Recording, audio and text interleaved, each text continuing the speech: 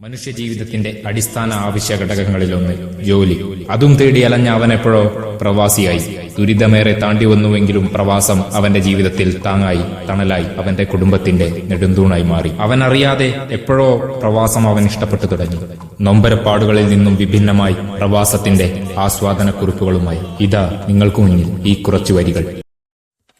ഈ പ്രവാസ ജീവിതം എനിക്കു തന്നൊരാനന്ദം, ഈ പ്രപഞ്ചമൊന്നതിൽ ഞാൻ ആസ്വദിക്കും നാളുകൾ, ആസ്വദിക്കും നാളുകൾ.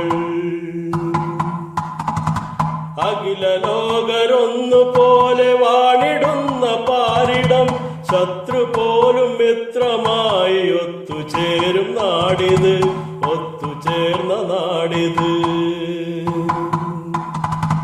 ഈ പ്രവാസ ജീവിതം എനിക്കു തന്നൊരാനന്ദം, ഈ പ്രപഞ്ചമൊന്നതിൽ ഞാൻ ആസ്വദിക്കും നാളുകൾ, ആസ്വദിക്കും നാളുകൾ. ഈ മണൽ തരിയിലേക്ക് വന്നു ചേർന്ന നാൾ മുതൽ ദുരിതമേറെ താണ്ടി വന്ന ജീവിതം മറഞ്ഞുപോയി, ജീവിതം മറന്നുപോയി. കളിച്ചിരികൾ ഉല്ലസിച്ച് ഒത്തുചേർന്ന നേരവും ഓർമ്മയിലെ വേദനകൾ മാഞ്ഞുപോയ കാലവും. ഈ പ്രവാസ ജീവിതം, ഈ പ്രവാസ ജീവിതം.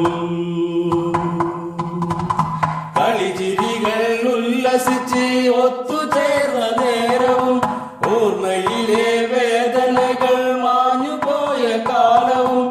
ഈ പ്രവാസ ജീവിതം, ഈ പ്രവാസ ജീവിതം.